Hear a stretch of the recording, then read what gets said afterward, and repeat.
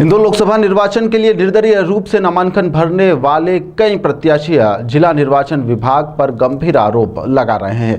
निर्दलीय प्रत्याशी दिलीप ठक्कर ने भी इंदौर प्रेस क्लब में एक प्रेस वार्ता आयोजित करते हुए यहां पर बताया कि बीते दिनों नामांकन पत्र निकालने की अंतिम तिथि थी।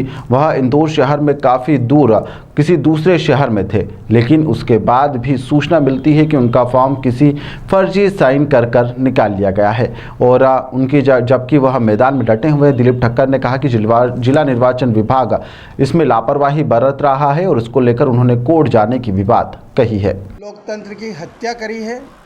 शाम को 4 बजे एक निर्दलीय उम्मीदवार को इस बात का पता चलता है कि उसका फॉर्म तो उसके पहले ही 2:30 बजे कोई आके फॉर्म उठा के लेके चला गया। ये न्यायोचित नहीं है। जिला प्रशासन अपनी मर्जी से काम कर रहे हैं। जिला प्रशासन किसके दबाव में आके काम कर रहा है, जिला प्रशासन को इस तरीके के कदम उठाने की क्या ज़रूरत पड़ी, इसका जवाब जिला प्रशासन को देना पड़ेगा। जब अपनी बात रखने जाते हैं तो कलेक्टर साहब के ऑफिस का कमरा बंद रहता है, बाहर पुलिस की सुरक्षा रहती है।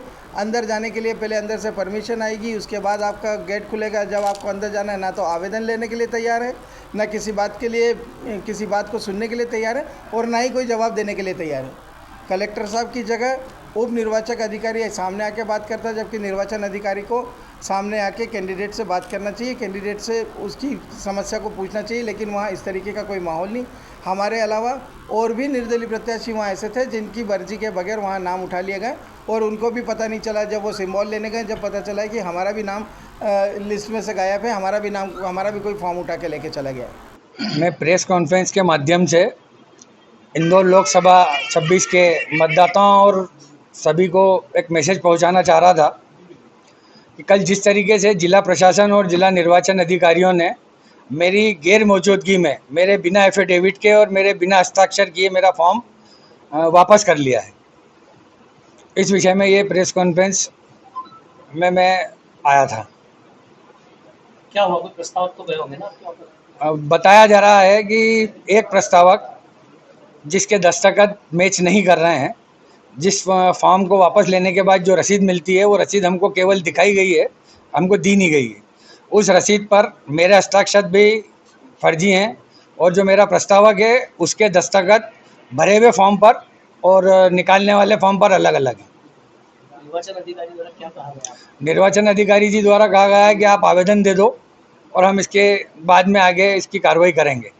हमारे द्वारा एक तो वहाँ की वीडियो फुटेज मांगी गई है कि जब 2:45 पे अगर मैं वहाँ पर उपस्थित हुआ था और मैंने नामांकन वापस लिया तो उसकी वीडियो फुटेज निर्वाचन आयोग हमें भी दे और मीडिया को भी उपलब्ध कराए। दूसरा आवेदन हमने उसमें ये लगाया है कि भाई मेरे जो इसमें हस्ताक्षर हैं वो भी फर्जी हस्ताक्षर हैं, मेरे द्वारा ये हस्ताक्षर नहीं किए गए हैं, फिर भी उस रसीद को मेरे हस्ताक्षर बताकर आपने ये नामांकन फॉर्म वापस उठाया है। सर, आपके अलावा और भी ऐसे प्रत्याशी एक ने धरना भी दिया था कल इस बात? धरने में मैं भी शामिल था। उस जो झाला करके कोई प्रत्याशी थे, एक वो थे एक मैं थे, दोनों के फॉर्म में सेम त्रुटि हुई है कि हमारे नहीं होते हुए भी हमारे फॉर्म को फर्जी दस्तखत करके उठाया गया है। यानी क्या सीधा आरोप है आपके जिला निर्वाचन? बिल्कुल जिला निर्वाचन और जिला अधिकारी जो इस समय चुनाव में लगे हैं उन सब लोगों ने षड्यंत्र पूर्वक मेरे फॉर्म को वापस उठवाया है।